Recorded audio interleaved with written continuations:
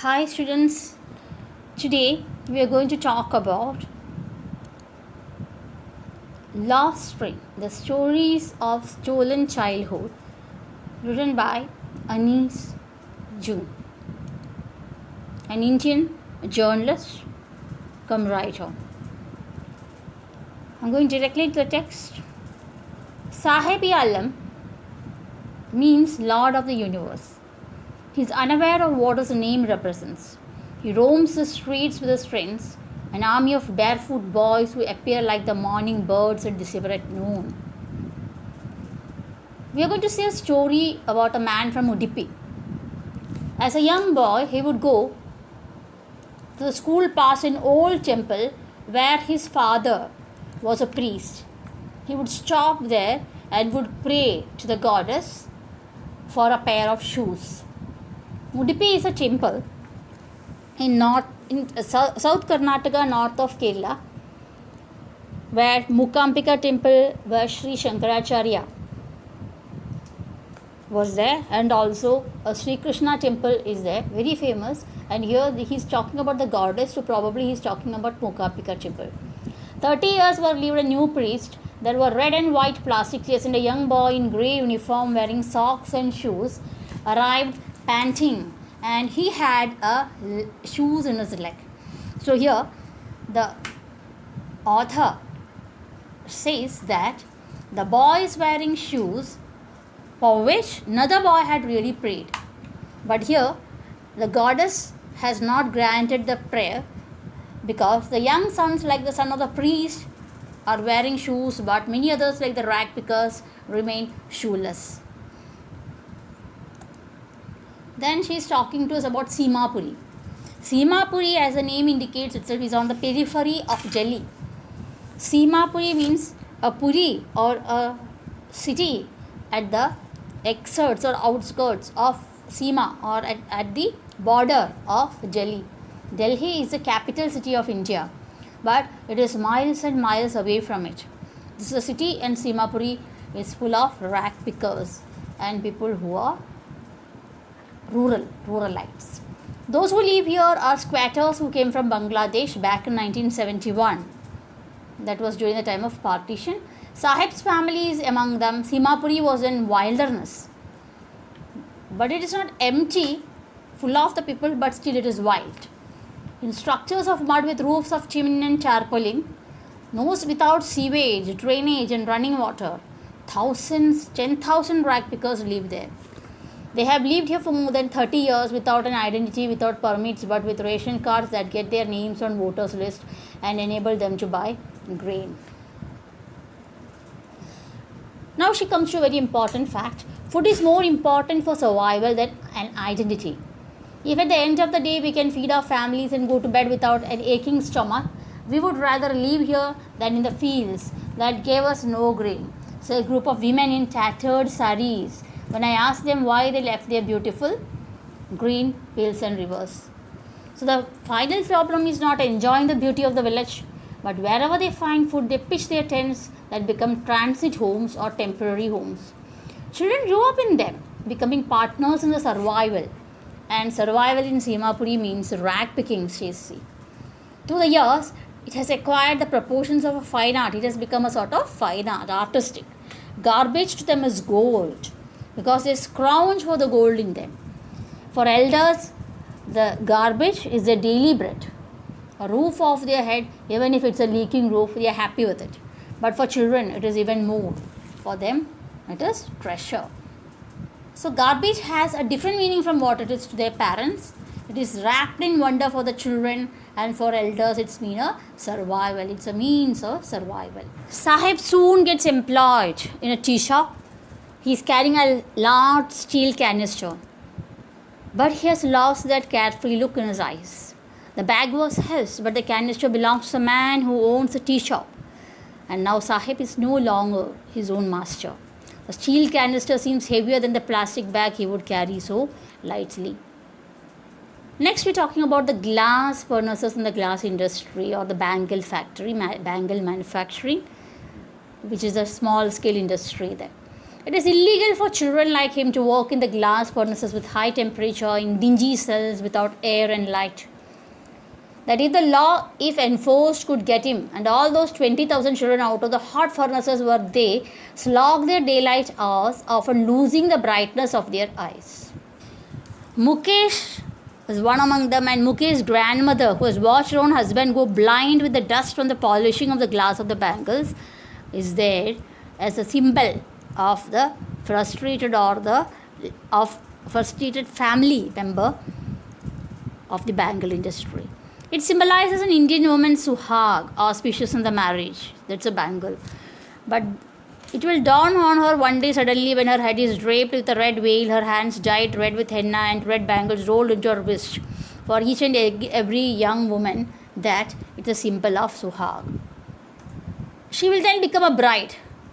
Later, like her old grandma, she will also become old many years later, and she will realize that she will still have bangles on her wrist. She says in a voice drained of joy when there is no joy in her voice.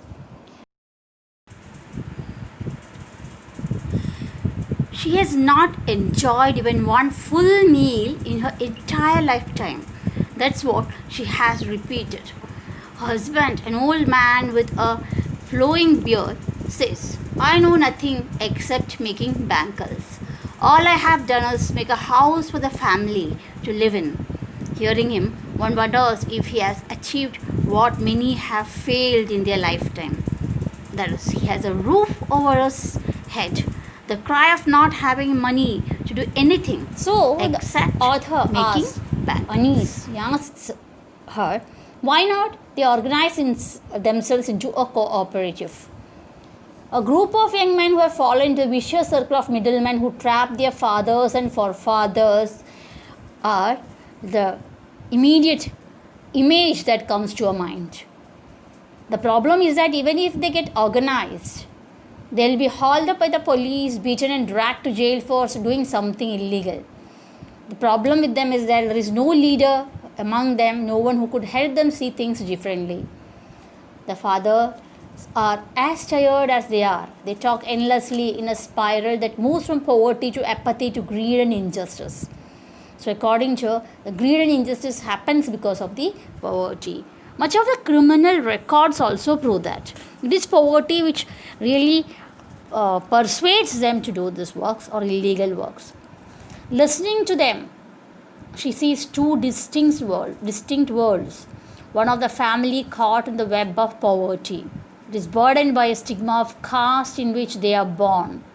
The other one, a vicious circle, a worse circle, a bad circle of salukars, the middlemen, the policemen, the keepers of the law, the bureaucrats, and the politicians. Together they have imposed a baggage on the child that he cannot put down. Before he is aware, he accepts it as naturally as his father. To do anything else would mean to dare. So nobody will really move a finger.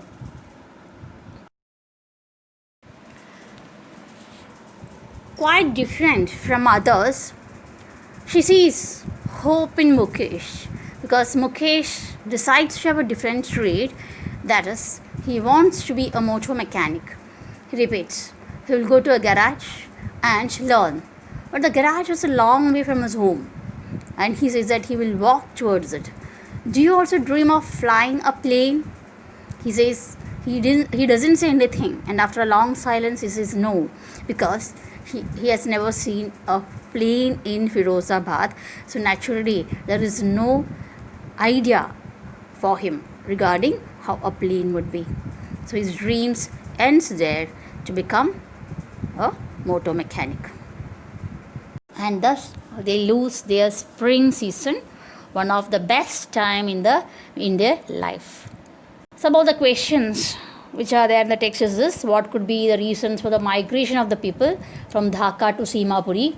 What forces conspire them to keep the workers in the bangle industry of Firozabad in poverty?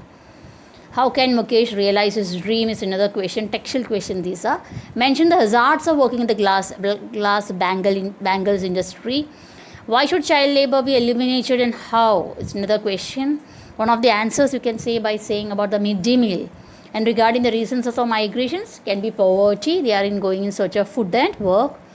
Forces that is conspiring to keep the workers in the Bengal industry are that of the politicians or the bureaucrats, the lawmakers, etc. Mukesh can realize his dream by starting to work or starting to drive or start going to the school. What makes the city of Firozabad famous? It is a bangle industry, of course. Mention the hazards of working the glass bangles industry. Losing of the eyesight because of the poor conditions, lack of ventilation creating problems for them. They are working in high acetylene flames for welding of the bangles. How is Mukesh's attitude to a situation different from that of his family? Mukesh has a positive attitude. He wants to go for driving classes. He wants to become a car driver. At the same time, the family members are thinking about going to the bangle industry itself. In previous year's question paper, there have been repeated questions like that of garbage to them is gold. How do rag pickers of Simapuri survive? For the children, it is wrapped in wonder. For elders, it's a means of survival. What kind of life do the rag pickers of Simapuri lead? It's another question. Now, let us go to the literary devices and the ironies used in it. Sahib-i-Alam, which means the Lord of the Universe, is directly in contrast to what Sahib is in reality. Hyperbole and irony, both are present there. Drowned in an air of desolation, you have metaphor and alliteration there. Simapuri, a place on the periphery of Delhi, yet miles away from it, metaphorically. Metaphor and irony. For the children, it is wrapped in wonder. For the elders, it's a means of survival. Contrast. As her hands move mechanically like the tongs of a machine, I wonder if she knows the sanctity of the bangles she helps make. Simile and irony. She still has bangles on her wrist but no light in her eyes. Metaphor and contrast. Few aeroplanes fly over Firozabad. Contrast and alliteration. Web of poverty. Hyperbole and metaphor. Scrounging for gold. Hyperbole and metaphor. And survival in Simapuri means rag picking. Through the years, it has acquired the proportions of a fine art. Metaphor. The steel canister seems heavier than the plastic bag he would carry so lightly over his shoulders. Contrast. Thank you. I'll try to put in more questions next time in the video. Thank you. Have a nice day ahead.